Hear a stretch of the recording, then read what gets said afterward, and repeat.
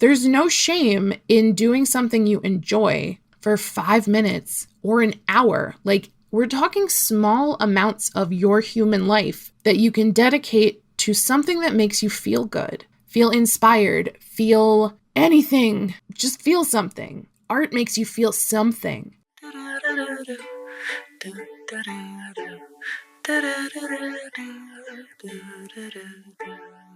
I need to talk to you about something new, and that something is the Creatives Rebellion. Now, this started as a membership that I was running in like 2022, 2023-ish, and then I wanted to downsize the number of memberships I was running, so I just sort of rolled everything together into my free Facebook and Discord group, the Neurodivergent Creative Pod. That's backstory that you probably don't need, but I'm autistic, so you get it. Now, the Creatives Rebellion is back and better than ever, because instead of being a fixed price membership, this is now a pay what you can model, and everybody gets the same goodies. So it is truly pay what you can. My suggested amount would be the $9 tier on the Patreon, but there's also a $3 tier if you are trying to make ends meet and like the disposable income is not disposing. I got you.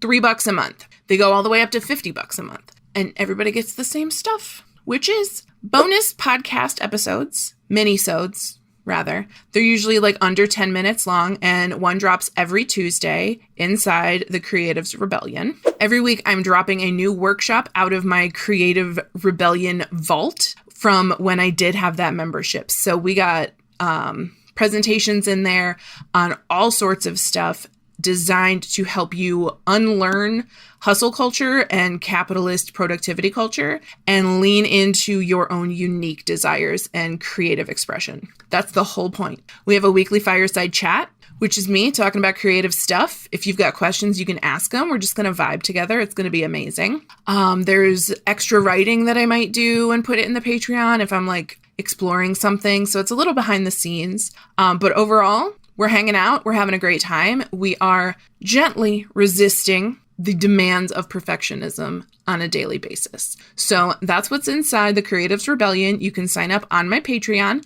and you get all of these benefits. You get the weekly chat, the weekly podcast mini-sode, the weekly drop of a workshop until I run out of workshops, at which point we might start hosting new ones. You get the vault of all of my writings. And there's probably some other stuff in there. Oh, there's merch on certain tiers. They are priced to cover the cost of quarterly merch drops so that you can get anti-hustle, either just general creative or specifically toward writing merch every 3 months. So you sign up for a year at the $25 a month level, you get 4 goodies. Who doesn't love goodies? Okay, so that's my little pitch for the Creatives Rebellion. And also I would like to thank these creative rebels for contributing to the costs of July's production. So these are people who are on the books in June supporting our little squad here. So I want to thank the following creative rebels for their contributions to the Neurodivergent Creative podcast and the overall Creatives Rebellion.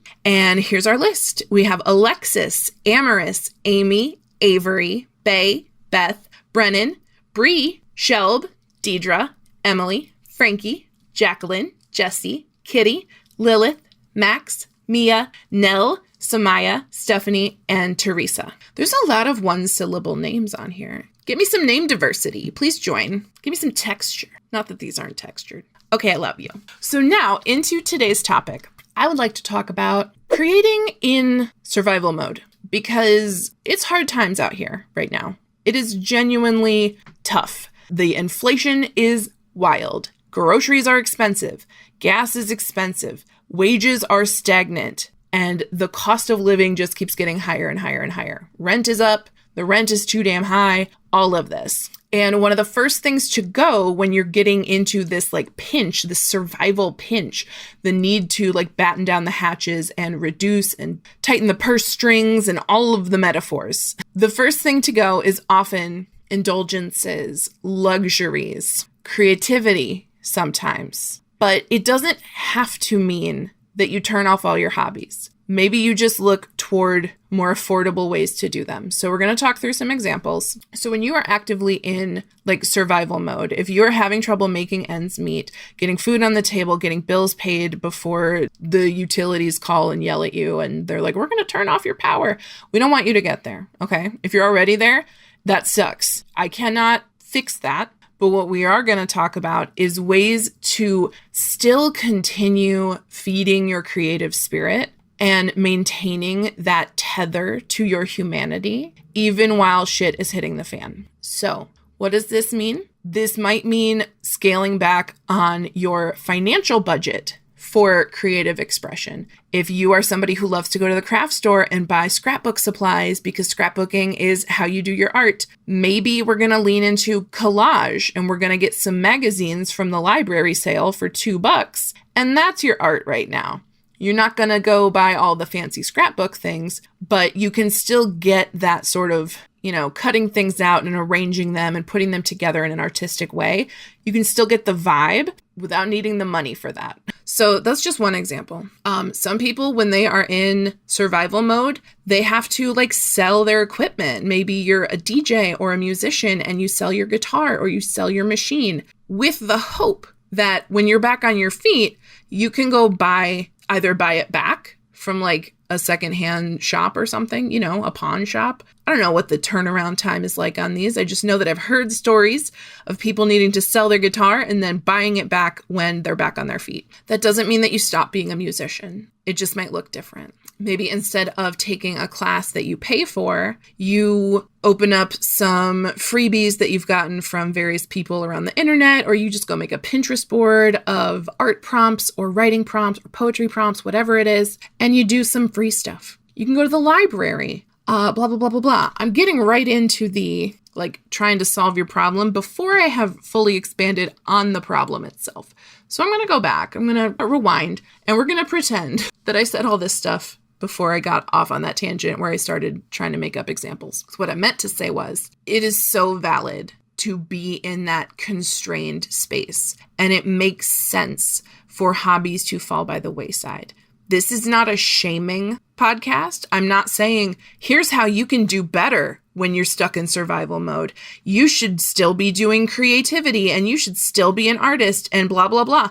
I'm not going to put more shoulds on you, because if you are in the survival mode, if you are living in poverty, you already freaking know all the shoulds, right? You shouldn't get a latte. You shouldn't eat avocado toast, right? Every millennial knows these lines. Every millennial has been raised in a world where our parents said, you can do anything you put your mind to.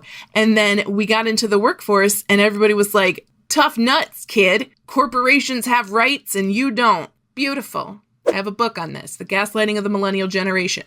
Buy it wherever books are sold. I mean, Amazon's going to be the cheapest, but then you're buying it from Amazon. So I recommend bookshop.org. Good looking out. Okay. So poverty, very real. Does it mean that you don't have any time for hobbies? It might. Some people don't have time. Some people are working 3 jobs. They got to pick up their kids from school. It's summer right now, so the kids aren't even at school. Childcare is all messed up. It is hard. When you have to do it all and you don't have any safety net, life feels impossible. Now, when you are at a point where life starts feeling possible again, this is where I invite you, I encourage you to lean back into your creativity. So this looks like small baby steps. I recently learned this term titration, which I believe is like a chemical process of titrating something into water, which is about the parts per million and the drops and the whatever. But it, in a sort of self-awareness way, it means getting used to a little bit of something and then getting used to a little bit more of it once you have regulated, and then jumping in a little bit more. It's sort of like if you were a sensory seeker as a kid and you liked going into the pool and getting comfortable up to your ankles and then going a little bit deeper into the pool, and then your feet feel totally fine and the rest of you feels a little bit cold because that part of your body's not used to the water. And then then your torso deep, and then you dunk your head under, and then your head feels cold, but the rest of you is used to it. That's titration. That is getting used to the environment a little bit at a time. You're dipping your toe in, then you dip your whole foot in, then you dip your leg in. It doesn't have to be feet and legs. That's just the way I started talking about this metaphor. It can be whatever you want. But the point being, you can immerse yourself. Oh, immerse, that's a big word. You can get a taste of your creativity, a taste of your hobbies before fully immersing yourself. You do not have to jump all the way back into the deep end. Still at the pool. This metaphor is going to be very good today. So let's say you used to write, right? Like for me, my morning pages, they've kind of gone off the rails. I haven't been consistently journaling in the morning. And that used to be a very important part of my creative process, my spiritual process. Like every morning I spent that time with myself, being present and listening to the thoughts that I had. It was very helpful. It was very powerful. Why am I not doing it? I don't know. So something that I could do to titrate this is maybe write a short poem every morning. That's less of an ask. I can do that in 5 minutes instead of 20. Or I can move my notebook next to my bed so that I can do morning pages in bed instead of having to get up and start the day before I do that. There are many ways that we can ease back into this creative practice that was supportive. You have to go at the pace that makes sense for you. Like in the Neurodivergent Creative Pod, we are doing the Artist's Way, which is a 12-week program, but we're doing it across the whole year. So every month we do a chapter instead of every week doing a chapter because that was too much pressure. And so now we can titrate it. We can go a little bit at a time. What else? Survival mode, poverty, notebook. Okay. Say you're used to working on paintings and lately you have been feeling like getting out all my paints would be too much work. Like I don't have the energy for that. I don't have the time for that. I don't have the space for that. I had to downsize. I had to get rid of my craft supplies, whatever the case is. You can just start small. You can get one brush and one color and make one stroke. Just to remind yourself, I am a painter. I paint. I am an artist. I make art. It doesn't have to be a masterpiece. It's probably not going to be a masterpiece. But what it is a connection with your creativity, with your creative expression. And the more you do this, the more you may find that creating this little pocket of time, like setting aside some of your time and energy for creative efforts will fill your cup. I know we're all tired of that metaphor, but it will fill your cup in a way that nothing else has. Creativity is a kind of self-care. Creativity is a need. The same way that like privacy is a need and community is a need and safety is a need, like creativity is a need. You know, there's like our base survival. And then once that is sorted, creativity is pretty important. Like we don't have to wait until we're all the problems are solved. We have everything. We've got a 401k. We've got college funds for the kids. We have literally everything going right for us. And now it's time to be creative. No, that is a sad, lonely existence all the way up to the top. Some people don't even want to go all the way up to the top. Some people are just happy where they are or somewhere in the middle. Don't rant about billionaires. Don't rant about billionaires. I'm back. Okay. I don't want to go on a rant about billionaires today. I just want to talk to you. I want to talk to you about the fact that art can help bring you back into yourself in ways that nothing else can. Even just doodling, just spending, I don't know, if you're taking notes, also doodle. Oh, so you're on the phone talking to some freaking telemarketer? Doodle. Take this time as a little break. When you are in line at the store, instead of playing a phone game, maybe look around, get inspired by something. You see a woman in like a really wacky fur coat in the middle of July. Maybe now you start writing a little short story about a woman who wears a full winter coat in the middle of July. We're so focused on the circumstance that we are in that sometimes we don't look around and find the things that are like still good now. Like my garden in the front yard is thriving right now. All of like the summer flowers are blooming. And so there's bees and butterflies.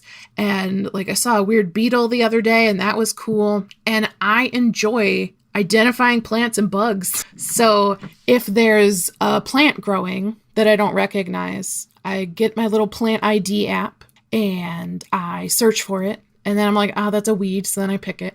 Some weeds get to stay because at least they're native and they're going to flower and that will feed a butterfly or a bee. But we get these other ones called devil's beggar ticks, which is a strange name, and they will grow to an enormous bush like so fast. And so I have to really keep on top of those. But that means that I'm out in the garden. I'm getting some sunshine. I am breathing the fresh air. If the dogs across the street are barking, I say, "Hey, Molly," and I talk to the dogs. Often my neighbors will be out across the street and I get to wave and say hi. And it's like I was not doing any of that until I had a reason to go outside every day. So like walking the dog, weeding the garden, participating in my human life and the environment around me, and taking care of the animals and plants in my care has given me something other than existential dread to focus on.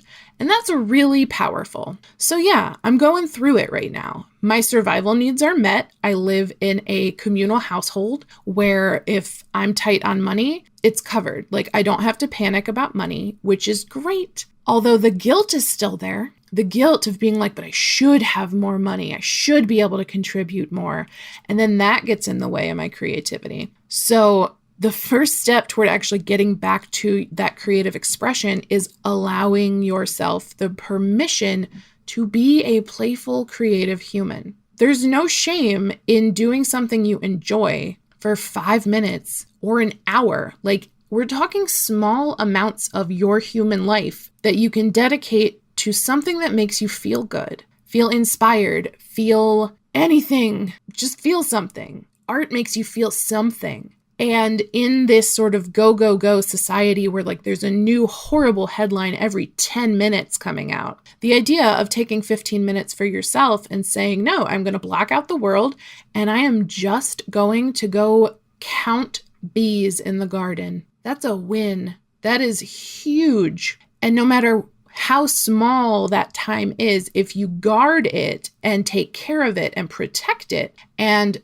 give yourself permission to enjoy it, it becomes sacred. And the idea of sacred creativity is very important to me. I think creativity is part of how I connect to my spirituality. I'm all about the sacred first draft, the sacred connection, sacred expression of your creativity and your art. All of this is important, and all of this is like a part of our spiritual needs. Humans are communal storytellers. Humans left to our own devices will draw art on a cave, tell stories around a fire. Once we figured out writing, we started writing our stories down. Like humanity has always been a creative culture. It is only in the modern day that we are supposed to like work and extract more than we are expected to just live our lives. Medieval peasants got more days off than we do. It's pretty wild out here. So if you are in survival mode right now, I hope that you get out of it soon. But also you have permission, not that you needed it from me, but I'm going to give it to you anyway.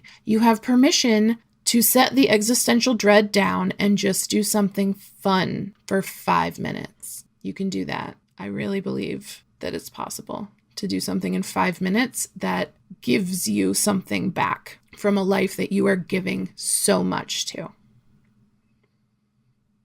Okay, that's me for the week. Yeah, that's pretty much it. That's all I got. If you are interested in more, I actually have a whole workshop about the hierarchy of creative needs, where I talk about Maslow's hierarchy of needs, and then I yell at Maslow for stealing that from the Blackfoot Nation and totally subverting it and making it all capitalist. And then I talk about creating your own hierarchy or spectrum of creative needs. That is one of the workshops that is already in the Creative Rebellion vault in my Patreon. So you can get that workshop right now for as little as $3 if you want to just hop right over there and join the rebellion today. Fund the rebel scum. Ha. Okay. I love you and I will see you next week. Bye.